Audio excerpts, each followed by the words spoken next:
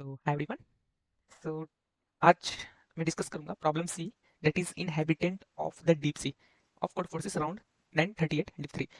हे hi everyone. तो आज हम बात करेंगे कोड फोर्सेस अराउंड 938 डिप 3 का problem C that is inhabitant of the deep sea. तो before going to the solution of this problem I would like to just explain it briefly. तो मैं पहला ही टेस्ट केस लेता हूँ ताकि जल्दी समझा सकता हूँ।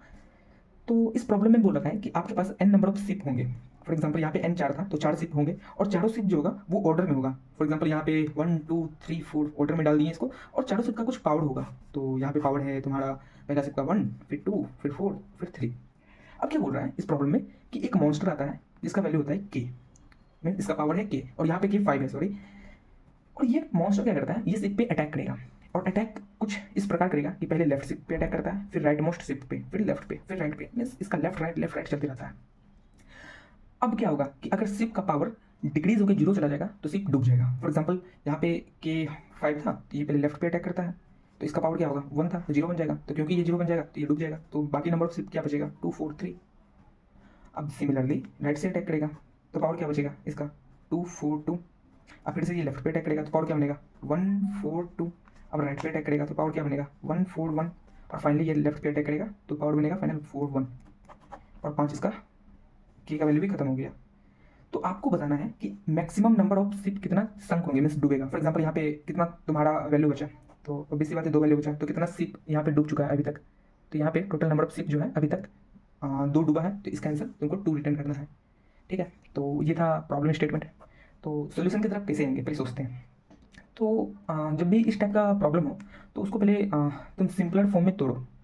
तो पहला चीज़ ये देखो जो हमने देखा था कि के का वैल्यू अगर ग्रेटर देन और equal to sum of all element of an array होगा तो क्या होगा, sum of all element of an array तो क्या होगा। जैसे मान लो यहाँ पे के का वैल्यू 1 + 2 + 4 + 3 रहता तो क्या होता है, दैट इज 10 रहता तो क्या होता है। तो क्या करता है ये लेफ्ट राइट सबको गिराते जाता और सारा का सारा से डुबा देता। तो एक चीज़ तो दिखा कि अच्छा के का value greater than equal to sum of all element होगा तो मेरा आंसर जो है हमेशा n होगा। ओके, तो ये तो बेस केस मेरा निकल गया। अब आते हैं एक्चुअल प्रॉब्लम की तरफ कि अगर के का वैल्यू एल्स में कि अगर के का value less than sum of all element रहा तो क्या। ठीक है, तब हम क्या सोचें कि अगर के का value less then all element रहा तो क्या करेंगे। तो हम यहाँ पे देखें कि क्वेश्चन में बोल रखा है कि पहले हम लेफ्ट को मारेंगे, फिर राइट को मारेंगे, फिर लेफ्ट को मारेंगे, फिर राइट को मारेंगे। तो मेरा एक नज़र गया कि अगर के इवन होगा, मीन्स के तो 2 पॉसिबिलिटी हो सकता है कि या तो इवन होगा या तो ओड होगा। तो हम खुद सोचें कि अच्छा अगर के इवन होगा तो क्या होगा। तो के इवन होगा, दिखा कि मेरे को left right left right left right, means ये इवन टाइम जाएगा left right left right left right. तो मतलब लेफ्ट के पास k/2 टाइम आएगा, राइट के पास k/2 टाइम आएगा। मतलब हम ये बोल रहे हैं लेफ्ट के पास k/2 कि लेफ्ट के पास मीन्स अगर वो लेफ्ट से मारने जाएगा तो कितना वैल्यू तक मार पाएगा, कितना के का वैल्यू तक मार पाएगा। तो अगर यहाँ पे के तो 5 है ऑड है, तो मान लो अगर के 4 रहता तो वो लेफ्ट से अगर मारता तो 2 पॉइंट से मारता और राइट से मारता तो वहाँ भी 2 पॉइंट से मारता।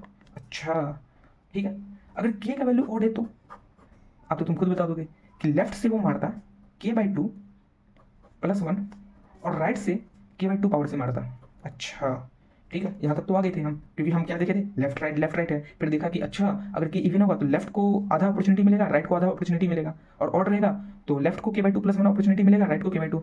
ठीक है, तब फिर हम क्या देखें कि अगर तुम खुद सोचो कि हम आप तुमको एक प्रॉब्लम देते हैं कि हम एक एरे दिए A1 A2 A3 A4 A5 A6 और बोलेंगे कि तुमको हम कुछ पी वैल्यू देते हैं, पी पावर। ठीक है, और तुम खुद सोचो ये पी पावर से तुम कितना सिप गिरा सकते हो। तो ऑब्वियस सी बात है तुम प्रीफिक्स हम लेते जाओगे यहाँ से कि अच्छा यहाँ तक का प्रीफिक्स हम अगर मेरा पी पावर से छोटा है, मीन्स A1 + A2 का पी पावर से छोटा है तो A1 A2 तो गिरा ही देंगे। ठीक है, A1 + A3 से छोटा है तो A1 A2 A3 भी गिरा ही देंगे। तो दिखा अरे मतलब कि हम अगर लेफ्ट से चल रहे हैं और मेरा के इवन है और k/2 तक हम ट्रेवर्स कर लिए तो उतना सिर्फ हम लेफ्ट में गिरा देंगे। सिमिलरली अगर k/2 राइट से ट्रेवर्स किए तो उतना सिर्फ हम राइट से गिरा देंगे। तो मेरा आंसर क्या होगा, जितना लेफ्ट में गिरा है लेफ्ट प्लस जितना राइट में गिरा है।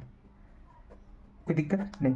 अब तुम बोलेगा कि भैया एक दिक्कत तो आ सकती है ना कि कोई सिर्फ ऐसा हो कि बीच में, जैसे फॉर एग्जाम्पल ये गिरा रहे हैं और यहाँ से ये नहीं गिरा बट यहाँ पे कुछ के मीन्स समझो ऐसा कि के का वैल्यू 2 बचा है। ठीक है, और इसका वैल्यू 5 है। ठीक है, तो ये क्या करेगा कि इसको गिराना चाहेगा, बट क्योंकि इसका वैल्यू 5 था और की का वैल्यू 2 था तो इसके पास नहीं गिरा सकता क्योंकि 3 चाहिए था। लेकिन वो राइट से आ रहा है और वो उसके पास की का वैल्यू बचा था उस टाइम 3 और ये 5 था। लेकिन तुमको देखेगा कि 2 + 3 5 हो रहा है, तब तो गिरा सकता है। बट ये पॉसिबिलिटी तो एक बेस केस मान सकता है ना, तो हम बोलेंगे नहीं, क्योंकि अगर वो इसे गिरा देता तो केस पहला वाला बन के आ जाता ना कि greater than equal to sum of all element. तो यहाँ से वो कुछ सिप गिराएगा और कुछ सिप वो राइट साइड से गिराएगा, बीच में कहीं ना कहीं उसे रुकना पड़ेगा।